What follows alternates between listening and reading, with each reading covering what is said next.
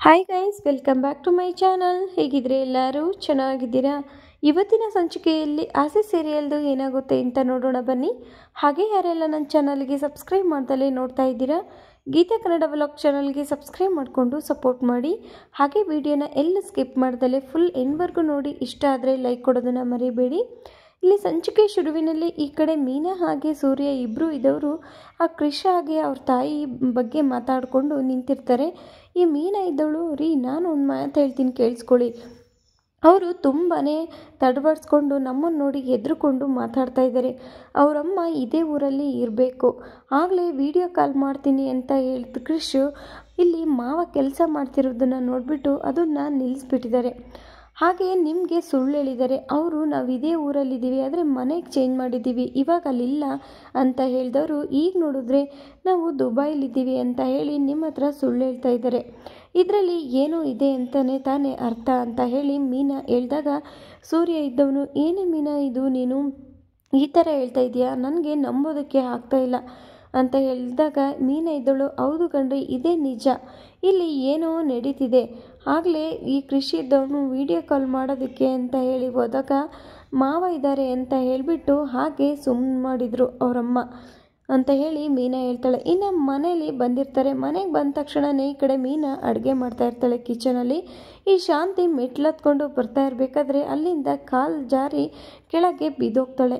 ಬಿದ್ದೋಗಿದ ತಕ್ಷಣವೇ ಕೂಗಿದ ತಕ್ಷಣವೇ ಅಲ್ಲಿದ್ದ ಸೂರ್ಯ ಓಡಿ ಬರ್ತಾರೆ. ಓಡಿ ಬಂದು ಸಕ್ಕರೆ ಏನಾಯಿತು, ಎದ್ದೇಳಿ ಮೇಲೆ ಏನಾಯಿತು ಅಂತ ಹೇಳಿ ಎತ್ತೋದಕ್ಕೆ ಅಂತ ಬಂದಾಗ ಈ ಕಡೆ ಶಾಂತಿ ಸೂರ್ಯನ ಮುಟ್ಟಿಸ್ಕೊಳ್ಳೋದೇ ಇಲ್ಲ.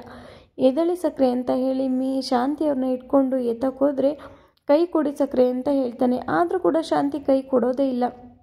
ಹೋಗೋ, ಕೈನ ಕೊಡೋದಿಲ್ಲ ನಿನಗೆ ಅಂತ ಹೇಳಿ ಬೈತಾಳೆ. ಆದರೆ ಪಾಪ ಈ ಕಡೆ ಸೂರ್ಯ ಮೀನಾ ಇಬ್ಬರು ಕೂಡ ಬೇಜಾರು ಮಾಡ್ಕೊಳ್ತಾರೆ ಶಾಂತಿಯ ಮಾತನ್ನ ಕೇಳಿ. ಅಯ್ಯೋ, ಸಕ್ಕರೆಗೆ ನಮ್ಮ ಮೇಲೆ ಇನ್ನೂ ಕೋಪನೇ ಹೋಗಿಲ್ಲ, ನಾನು ಅವತ್ತು ಪೂಜೆ ಮಾಡಿದ್ರಲ್ಲ ನನ್ನ ಮೇಲೆ ಯಾವ ಥರ ಕೋಪ ಇಲ್ಲ ಅಂತ ಅಂದ್ಕೊಂಡಿದ್ದೆ ಅಂತ ಹೇಳಿ ಸೂರ್ಯ ಮನಸ್ಸಲ್ಲಿ ಅಂದ್ಕೊಂಡು ತುಂಬಾ ಬೇಜಾರಾಗಿ ಹಾಗೆ ನಿಂತ್ಕೊತಾನೆ. ಇನ್ನು ಈ ಕಡೆ ಮೀನನು ಕೂಡ ಬೇಜಾರಾಗಿ ನಿಂತ್ಕೊಂಡಿರ್ತಾಳೆ.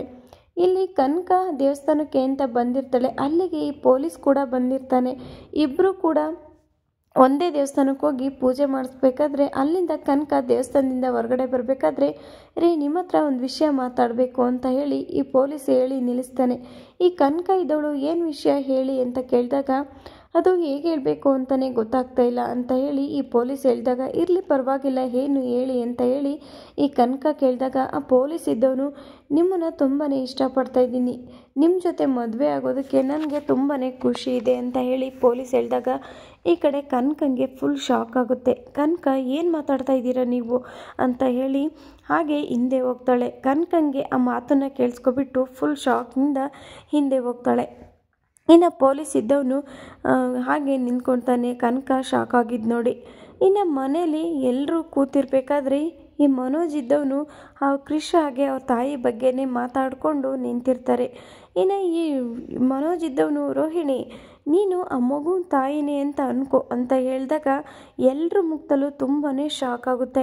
ಹಾಗೆ ಸೂರ್ಯ ಮೀನಾ ಏನು ಅಂದ್ಕೊಂಡಿರ್ತಾರೋ ಅದೇ ಹೇಳ್ತಾ ಇದ್ದಾರೋ ಏನೋ ಇವರು ಅಂತ ಹೇಳಿ ಅವರು ಕೂಡ ಫುಲ್ ಶಾಕ್ ಆಗಿ ನಿಂತ್ಕೊಳ್ತಾರೆ. ಇನ್ನು ರಂಗನಾಥ್ಗೆ ಕೇಳೋದಕ್ಕೆ, ಏನಪ್ಪ ಇದು ಈ ಮನೋಜ್ ಈ ಥರ ಹೇಳ್ತಾ ಇದ್ದೀನಲ್ಲ, ಆ ಮಗು ತಾಯಿ ಈ ರೋಹಿಣಿನ ಅಂತ ಹೇಳ್ಬಿಟ್ಟು ಇವನಿಗೂ ಕೂಡ ಫುಲ್ ಶಾಕ್ ಆಗುತ್ತೆ. ಇನ್ನು ಶಾಂತಿ ಇದ್ದವಳು ಬಾಯಿನ ಬಿಟ್ಕೊಂಡು ಅವ್ರ ಕಡೆನೇ ನೋಡ್ತಾ ಇರ್ತಾಳೆ. ಅಯ್ಯೋ ಮನೋಜ, ಏನೋ ಹೇಳ್ತಾ ಇದೀಯಾ ನೀನು, ತಲೆಯಲ್ಲಿ ಏನೋ ಇಟ್ಕೊಂಡಿದೀಯಾ ನೀನು, ನಿಮಗೆ ಸ್ವಲ್ಪನೂ ಬುದ್ಧಿ ಇಲ್ವಾ, ರೋಹಿಣಿ ಹೇಗೆ ತಾಯಿ ಆಗ್ತಾಳೆ, ಏನೋ ಮಾತಾಡ್ತಾ ಇದೀಯಾ ನೀನು ಅಂತ ಹೇಳಿ ಈ ಕಡೆ ಶಾಂತಿ ಹೇಳಿದಾಗ ಮನೋಜ್ ಇದ್ದವನು, ಅಯ್ಯೋ ಅಮ್ಮ ನಾನು ಆ ರೀತಿ ಹೇಳ್ತಾ ಇಲ್ಲ, ಸುಮ್ಮನೆ ಮಾತಿಗೆ ಹೇಳ್ತಾ ಇದ್ದೀನಿ ಅಷ್ಟೇ, ಕೇಳಿಸ್ಕೊಳ್ಳಿ ಅಂತ ಹೇಳಿ ಈ ಕಡೆ ಮನೋಜ್ ಹೇಳ್ತಾನೆ. ರೋಹಿಣಿ ನೀನು ಆ ಮಗುವಿನ ತಾಯಿನೇ ಅಂತ ಹಿಡ್ಕೊ, ನೀನು ಬೇರೆ ದೇಶದಲ್ಲಿ ಇದೆಯಾ ಅಂತಲೇ ಹಿಡ್ಕೊ, ಆದರೆ ಮಾಸ್ಕ್ ಹಾಕಬೇಕು, ಅಲ್ಲಿನ ರೂಲ್ಸು ಮಾಸ್ಕ್ ಹಾಕೋದೇ ಇರುತ್ತೆ, ನೀನು ಹಾಕ್ಕೊಳ್ಳೇಬೇಕಾದ ಪರಿಸ್ಥಿತಿ ಬರುತ್ತೆ, ಆವಾಗ ಏನು ಮಾಡ್ತೀಯಾ ಅಂತ ಹೇಳಿ ಈ ರೋಹಿಣಿ ಕೇಳಿದಾಗ ರೋಹಿಣಿ ಇದ್ದವಳು, ಅಯ್ಯೋ ಬೇರೆಯವ್ರ ಮನೆ ವಿಷಯ ನಮಗೇಕೆ, ನಾವೇಕೆ ಈ ವಿಷಯಕ್ಕೆ ಇಷ್ಟೆಲ್ಲ ತಲೆ ಕೆಡಿಸ್ಕೊಳ್ತಾ ಇದ್ದೀವಿ, ಏನು ಮಾತಾಡಬೇಡಿ ಸುಮ್ಮನೆ ನಿಂತ್ಕೊಳ್ಳಿ, ನಮ್ಮನೆ ವಿಷಯನ ಮಾತಾಡಿ ಸಾಕು, ಅವ್ರವ್ರದ್ದೇನಿರುತ್ತೋ ಏನೋ, ಆ ತಾಯಿಗೆ ಎಷ್ಟು ಕಷ್ಟ ಇದೆಯೋ ಏನೋ, ನಮಗೇನಕ್ಕೆ ಅದೆಲ್ಲ ಅಂತ ಹೇಳಿ ಈ ಕಡೆ ರೋಹಿಣಿ ಹೇಳಿದಾಗ ಮೀನಾ ಸೂರ್ಯ ಇಬ್ಬರು ಕೂಡ ರೋಹಿಣಿ ಕಡೆನೇ ನೋಡ್ತಾ ಇರ್ತಾರೆ. ಇನ್ನು ರೋಹಿಣಿ, ರೀ ಆ ಮಗು ತಾಯಿಗೆ ಏನು ಕಷ್ಟ ಇದೆಯೋ ಏನೋ, ನಮ್ಗೆ ಯಾಕೆ ಅದೆಲ್ಲ ಬಿಟ್ಬಿಡಿ, ನಮಗೆ ಅದು ಬೇಡದಿರೋ ವಿಚಾರ ಅಂತ ಹೇಳಿ ಈ ಕಡೆ ರೋಹಿಣಿ ಹೇಗೋ ಮಾತಾಡಿ ಪಾರಾಗೋಣ ಅಂತ ಹೇಳಿ ಈ ರೀತಿ ಮಾತಾಡ್ತಾಳೆ. ಈ ಮನೋಜ್ ಇದನ್ನು ಆದರೂ ರೋಹಿಣಿ ಪಾಪ ಅವ್ರು ಮಾಸ್ಕ್ ಹಾಕಿದ್ದಾರೆ ಅಂತ ಹೇಳಿಬಿಟ್ಟು ಅಲ್ಲಿ ಏನಿದೆಯೋ ಏನೋ ಆ ದೇಶದಲ್ಲಿ ಅದೇ ರೀತಿ ತಾನೇ ಎಲ್ಲರೂ ತಿಳ್ಕೊಂಡು ಮಾಸ್ಕ್ ಹಾಕೋದು ಅಂತ ಹೇಳಿದಾಗ ಈ ರೋಹಿಣಿ ಇದ್ದವಳು ಏನಾದರೂ ಮಾಡಿ ಬಚಾವಾಗಬೇಕಲ್ಲಪ್ಪ ಇದರಿಂದ ಅಂತ ಹೇಳಿ, ರೀ ಬಿಟ್ಬಿಡಿ ಇಲ್ಲಿಗೆ ಈ ವಿಷಯದ ಬಗ್ಗೆ ಏನು ಮಾತಾಡಲೇಬೇಡಿ ಅಂತ ಹೇಳ್ತಾಳೆ. ಇಲ್ಲಿಗೆ ಈ ಒಂದು ಸಂಚಿಕೆ ಮುಕ್ತಾಯವಾಗಿರುತ್ತೆ. Thank you for watching.